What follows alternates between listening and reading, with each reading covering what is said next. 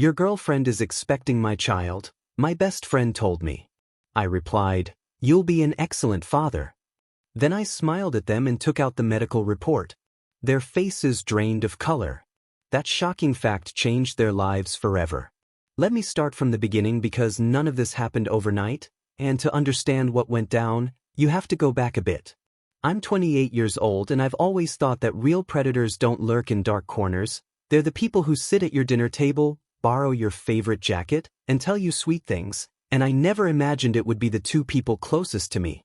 Ben and I shared 20 years of friendship. Our lives were completely intertwined. Our moms shared cooking tips. Our dads coached Little League Baseball together. We were more than friends. We were family. 3 years ago we decided to share an apartment, a 3-bedroom place in Dallas, and the lease was in my name, something that didn't seem important at the time. I met Crystal 3 months ago and she was this woman full of energy, funny, and seemed genuinely interested in me. Everything happened so fast, like those intense love stories you only thought were possible in movies, and she spent so much time at our place that after a month Ben suggested she take the spare room since she was practically living there anyway, which sounded reasonable.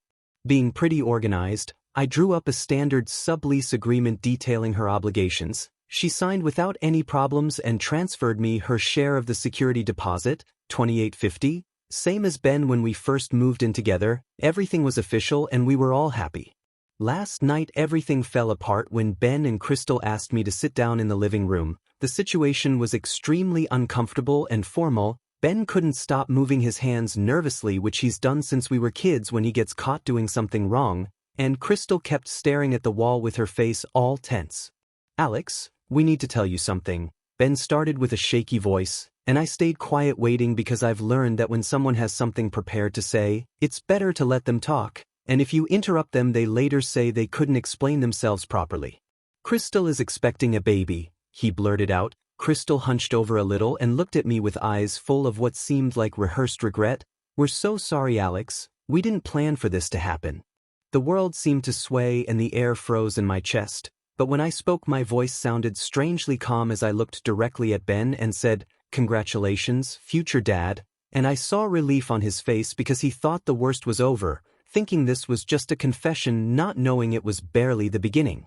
Ben and Crystal exchanged glances with that wordless communication that said, "Look, he's taking this better than expected," and Ben continued with his prepared speech about understanding it was hard to process and not expecting me to accept it immediately, but they loved each other and were going to start a family, and I said, "Of course I understand," with my voice still neutral, not upset, not raising my voice. The pain was there burning inside me but giving me this peculiar icy clarity. I got up and went to the printer we have in the corner of the living room because hours earlier Crystal had been printing documents, and when I went to get some of my work papers I found another sheet in the tray that I thought was mine but wasn't. It was a report from her new doctor, and when I saw the name my heart sank, so I folded it and left it on the kitchen counter for her without reading more than the header. But now in the middle of this frozen silence after their confession I knew I had to live.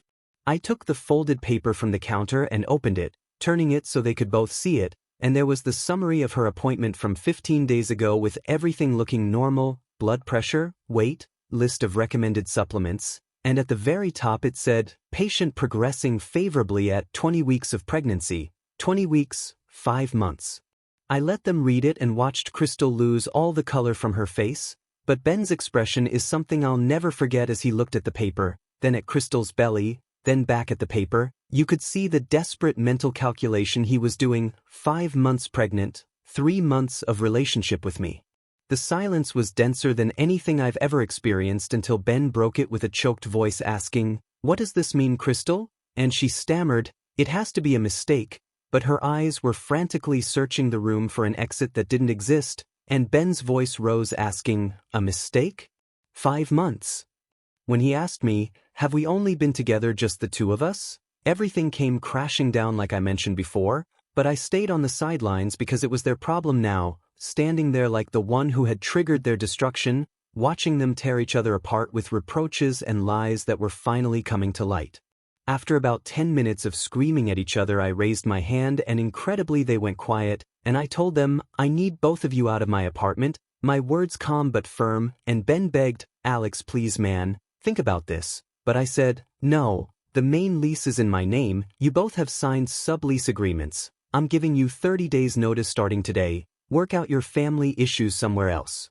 I went to my room and closed the door without locking it because I didn't feel fear, just needed that physical separation, and I sat on the edge of my bed finally allowing the trembling to take over, not from satisfaction of exposing them or revealing the truth, but from that deep emptiness where a friendship and romantic relationship used to be, because the real predator wasn't lurking under the bed. It was in my living room trying to craft its next deception.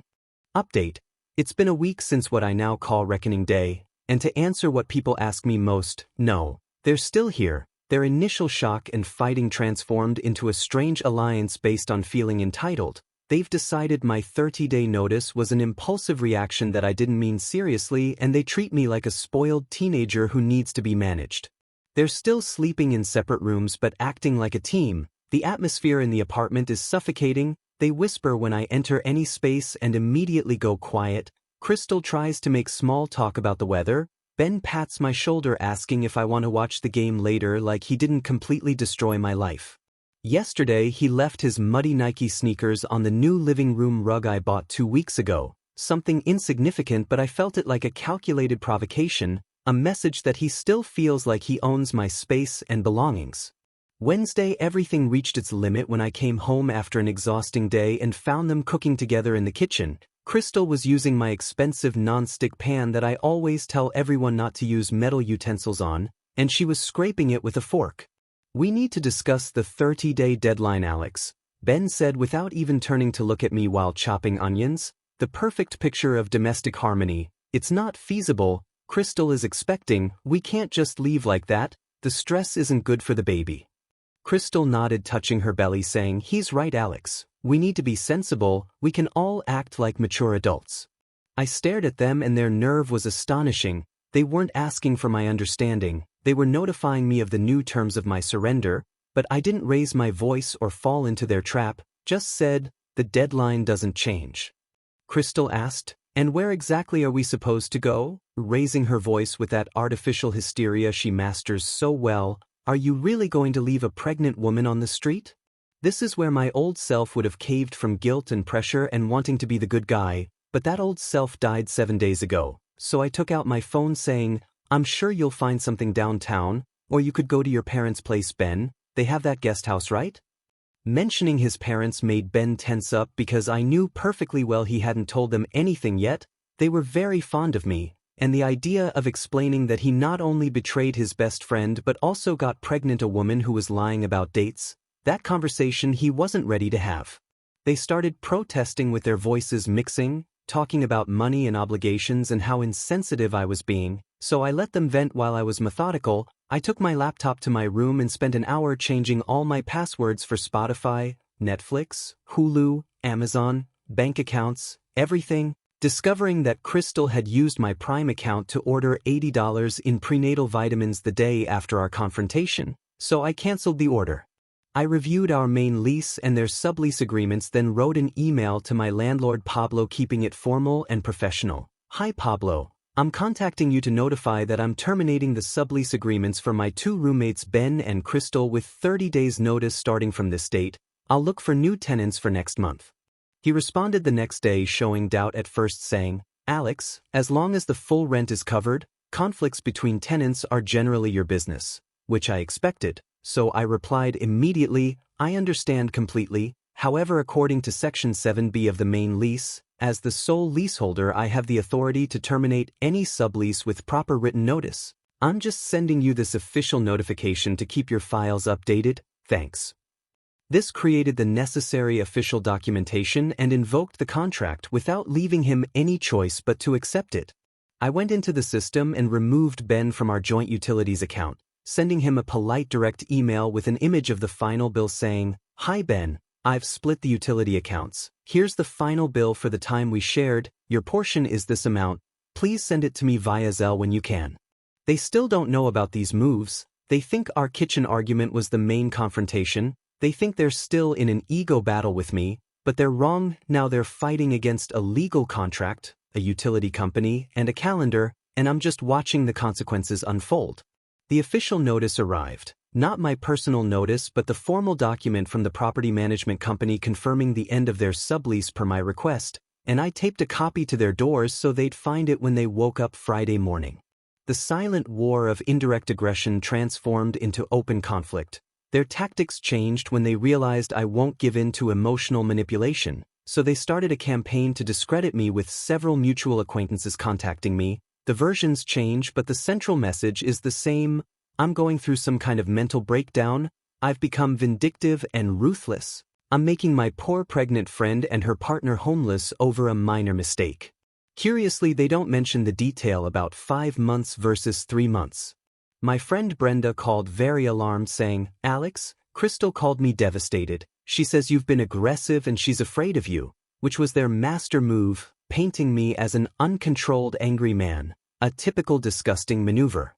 My old self would have gotten furious and called everyone to defend my version, getting tangled in chaos of cross-accusations, but my new self is much more practical, so I drafted one calm message and sent it only to the 5 or 6 close friends who are really worth it. "Hi everyone, I know you're hearing versions from Ben and Crystal and I'm sorry they've involved you. This is a very painful and intimate situation for me. I'll just tell you that I discovered Crystal is 5 months pregnant. Do the math. I'm not angry or aggressive, just trying to handle this discreetly and make a clean break. I hope you can understand." I didn't need to add anything else because my real friends know me, they know I'm not aggressive, and the simple irrefutable fact of the dates was enough. The worried calls stopped, and the next one was from my friend Steve who said, "Just tell me what you need, brother. I'll help you put their stuff on the curb."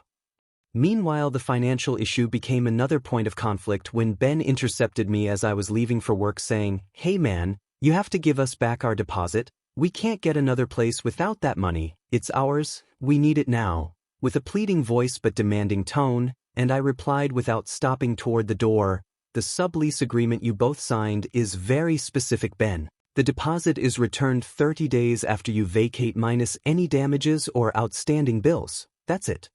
He said, "You can't hold our money, we're going to sue you," and I just looked at him. This figure full of pretensions, a man I used to trust completely, trying to intimidate me, but I felt nothing, no fear, just deep disappointment. So I said with a dangerously calm voice, "Ben, the next person you'll have this conversation with will be a police officer explaining why you're blocking me in my own apartment against my will. Move aside."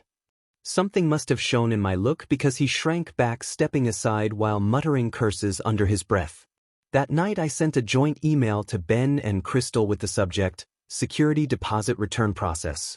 "Hi Ben and Crystal. Following our conversation, here's the process to recover your portion of the security deposit according to the sublease agreements you signed. You must completely vacate by 11:59 p.m. on the final day. I'll do a move-out inspection to verify the condition of your rooms and shared areas. I'll prepare a detailed list of deductions for damages, professional cleaning and any outstanding bills. You'll be sent a check for the remaining amount to the address you provide. To be clear, I'm attaching PDFs of your signed agreements with the important part on page 2 paragraph 4 highlighted. I'm also including photos of your rooms when you moved in. Regards, Alex." Now they understand they're not fighting me, they're facing a document, a legally valid paper they both signed. They thought this was about feelings but I turned it into paperwork, and their frustration grows because they have no way to win. Final update: it's all over, the apartment is quiet. It's been quiet for a month but now it's a different silence, not that tense charged quiet but real peace.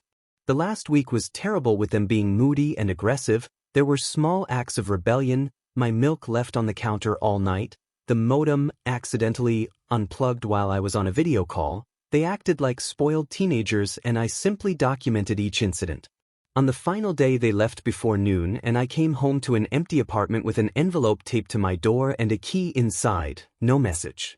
The inspection went as expected. Crystal's room had several deep scratches on the wall, clearly from dragging furniture carelessly. The carpet showed a large dark stain that looked like spilled soda left there. Ben's room was in worse condition. He had removed the smoke detector and the door frame had quite a few dents and chipped paint. The bathroom they mainly shared was disgusting. I didn't get upset. I got to work taking over 50 high-quality photos from every possible angle, got a written estimate from a professional painter to fix the wall and frame for $450, obtained a written quote from a carpet cleaning company for the stain warning it might be irreversible for $150, hired professional cleaning for deep cleaning of the bathroom and both bedrooms for $300, bought a new smoke detector identical to the previous one for $25. I organized everything in a detailed spreadsheet, scanned every receipt and quote, and a week later sent them the final calculation via certified mail to have proof of receipt. Total security deposit for Ben and Crystal $1,900, deductions wall and frame repair $450, specialized carpet cleaning $150, professional apartment cleaning $300, new smoke detector $25, outstanding utility bills $88.50, total deductions $1,013.50, amount to return $886.50. I attached a formal letter explaining each charge with copies of receipts and original photos of the rooms for comparison, plus a certified check for the remaining amount. The social repercussions have calmed down. My true friends Steve, Brenda, and others supported me with their trust intact, but the situation created divisions in our broader social group. I lost touch with some acquaintances who didn't want to investigate the details or preferred the drama of Crystal's pitiful version. Occasionally I still see vague passive-aggressive social media posts and know they're directed at me, but I used to let it affect me, whereas now I see it as a small price for having peace, accepting that I can't control all versions of the story. From what I've been told, Ben and Crystal are living in his parents' guest house and telling his family was a disaster since they're very traditional and were horrified by the betrayal toward me, someone they've known since I was a kid, and the fantasy romance is apparently crumbling under financial pressure and family rejection. Last week while storing old photo albums I found one of Ben and me at high school graduation with our arms around each other's shoulders smiling like idiots, and I felt a brief sharp pain for the loss of the boy in that photo. For the friend I thought I had, I allowed myself to feel it for a moment, then put the photo in a box, sealed it with tape, and stored it in the back of the closet. I don't feel vindictive or particularly triumphant. I feel clean. I took a situation designed to destroy me and handled it, using established mechanisms like contracts, agreements, and documented evidence to protect myself.